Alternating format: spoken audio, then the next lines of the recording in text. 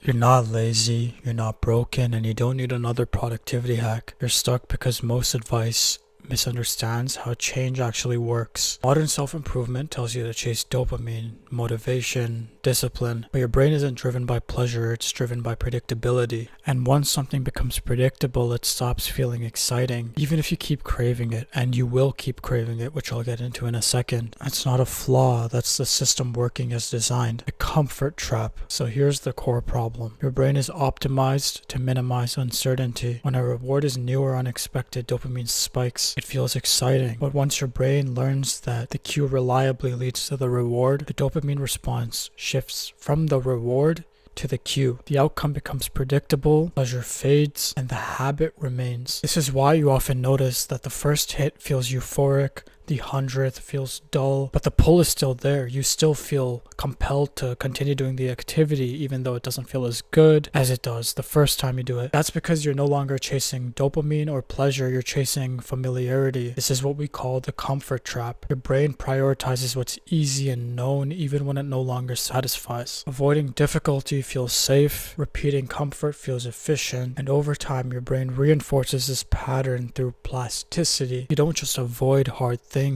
you get better at avoiding hard things. This is what Dr. Huberman refers to as limbic friction, the internal resistance that appears when effort, uncertainty, or change is detected. Your brain flags difficulty as danger and quietly pushes you back toward comfort. So the real question isn't how I get more motivated, it's more like what makes someone act at all and what keeps them going once they do. Here's how change actually happens. Change has 3 phases, and most advice fails because it confuses them. Phase 0, which is arguably the most important phase, is ignition. Why start at all? Before action, something must make staying sane emotionally unacceptable. This doesn't come from habits or systems, it comes from meaning. Ignition can come from an identity rupture, so this isn't who I want to be. Forced adaptation, which is what I call moving out, or like a new responsibility similar to when kids move out to college to begin a new chapter of their lives, etc. Third, a crisis or an FTE, which is a fuck this event, which is a term coined by MJ DeMarco, who wrote The Millionaire Fastlane. And fourth, a sharp contrast between your reality as it is and your desired reality. These don't make work easier, they make work worth it. Without ignition, the brain sees no reason to incur effort, which is why I said this is the most important phase. If you don't have this piece of the puzzle, you can't even start. This is why this is step 0. Phase 1, execution. Can I move? Once ignition happens, the spark is fragile. If action feels too costly, vague, or overwhelming, momentum dies immediately. This is where neuroscience matters most. So your brain asks in real time, how hard is this? How much control do I have? And is this safe to attempt? Lower perceived cost,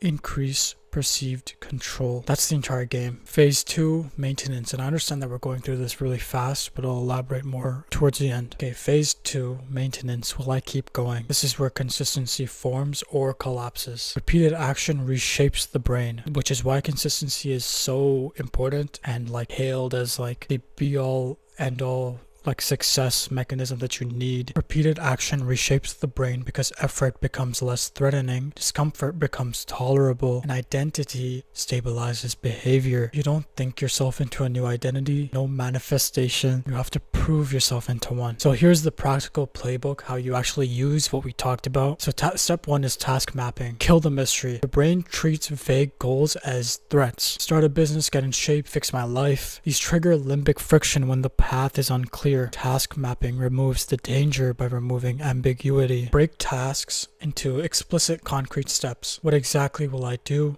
In what order, for how long, then run through it mentally before acting. This pre-exposure reduces uncertainty, lowers threat signaling, and dramatically increases follow-through. So step 2, work with your energy, not against it. Trying to do hard things when your brain is depleted guarantees resistance. Dr. Huberman suggests organizing effort around energy windows, not rigid clock times. 0 to 8 hours after waking is when you should do your hardest work. 8 to 15 hours is for lighter tasks, admin, communication, things like that. 15 to 24 hours is obviously recovery, learning, decompression. Step 3, progressive overload. Train effort tolerance. Very important. You don't escape comfort by leaping out of it. You escape it the same way muscles grow, gradually. Start with small, consistent actions. Short work blocks. manageable habits, low failure cost, and slowly raise the bar. Miss a day, don't overcorrect. A lot of people, if they miss, like, let's just say, keep it simple, 10 push-ups, and then you miss the 10 push-ups from the day before, you do 20 now. Do not do that, because consistency beats intensity. If you do that, you're going to want to quit. It's not worth it. This is how hard things become easier, not through motivation, but through adaptation. Then we have identity, which is the glue that holds it all together. Identity isn't magic, but it matters, and it matters a lot. As Maxwell Maltz from Psycho-Cybernetics noted, we act in alignment with how we see ourselves, and the key is that identity works both ways. Identity can ignite action. This isn't who I am anymore. So the most important phase 0, why start at all? Identity can help with that and actually make you better your life, make you want to better your life. And action obviously builds identity through proof. Small wins matter because they provide evidence. You don't become disciplined by affirming it. You become disciplined by showing up when it's slightly uncomfortable,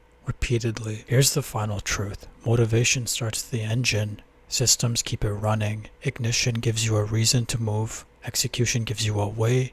Consistency rewires the brain. If you feel stuck, don't ask for more discipline. Ask which phase you're feeling and fix that. That's how you escape the comfort trap.